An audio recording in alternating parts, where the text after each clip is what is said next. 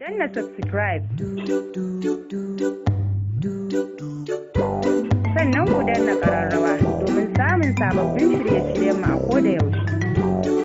Assalamu alaikum, barka da zuwa tashar mu ta Hausa 24, da fatan za ku danna alamar subscribe domin samun sababbin shirye-shiryen mu a koda yaushe. A yau ne nake zuwa muku da labari kamar haka. Suna na Hauwa, na samu kaina a wani irin hali, na rasa yadda zan yi. Ina neman mafita ga yadda labari na yake. Akwai wata amarya da aka kawo unguwarmu wadda muke ɗan shiga gidanta domin shira da kuma taya ta ayyukan gida. Kasancewar na gama makaranta ina zaune a gida ya sanya ina shiga gidan sosai don har mun shaƙu da ita kamar mun daɗe da sanin juna.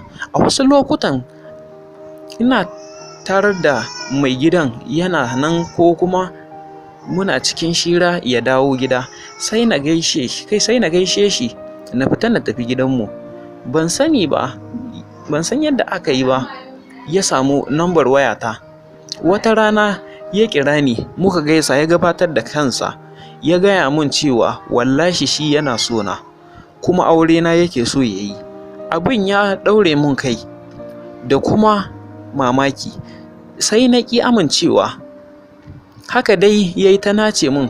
Daga baya dai na bayar da kai, na fahimce shi da gaske yake duk abin da yake gaya mun.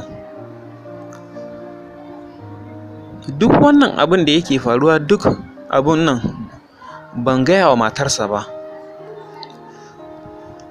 Magana ta yi ƙarfi don an kusa saka ranar bikinmu.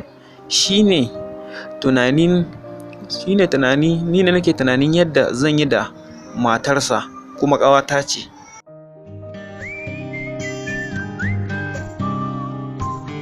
Danna subscribe